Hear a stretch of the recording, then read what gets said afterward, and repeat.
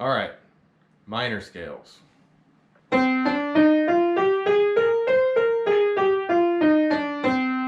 minor scale is very much like a major scale in that it's a pattern of whole steps and half steps. There's still only two half steps. So on guitar, we know the major scale,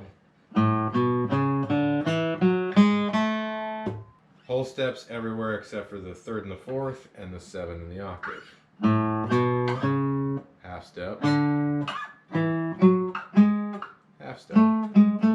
Just like a major scale has a pattern you can move up and down the fretboard,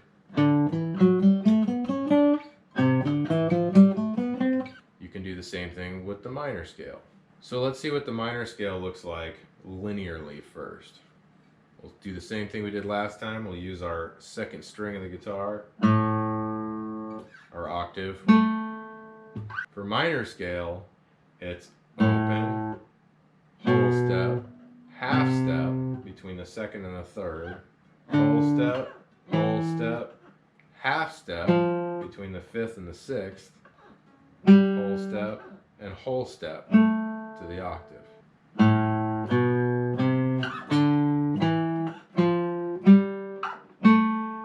Now here's how to play that same thing in the open position down here.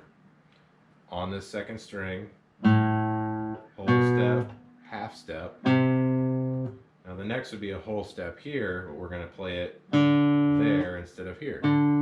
So it's then our next whole step. Now here's the fifth, so there's where it goes to the sixth as the half step. Should be another whole step here, and then our last whole step.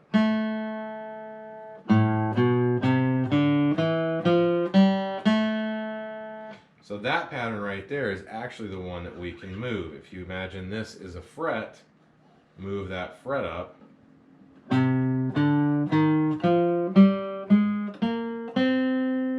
you go. Now let's look at the way these are played on a piano. This is where music theory comes into play.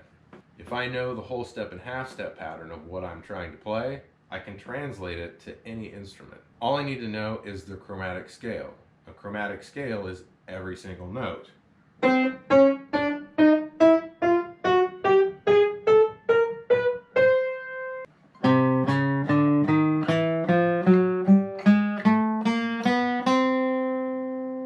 So if we know the whole step and half step pattern for either a major or a minor scale on the guitar, we can easily translate it to a piano.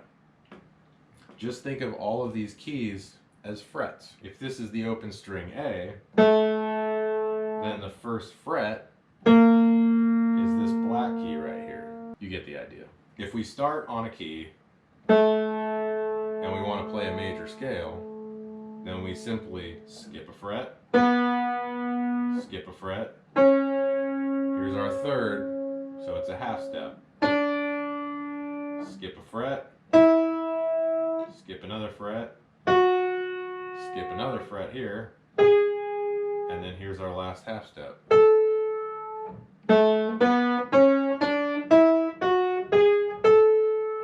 And that's a major scale. So it really doesn't matter what note we start with. Does it matter what the note is? Not yet, it doesn't. So here's a note, whatever its name is.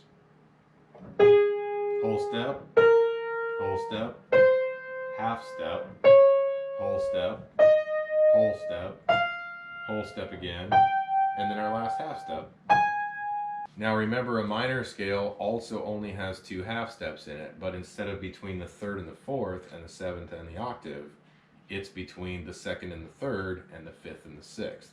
Here's a note.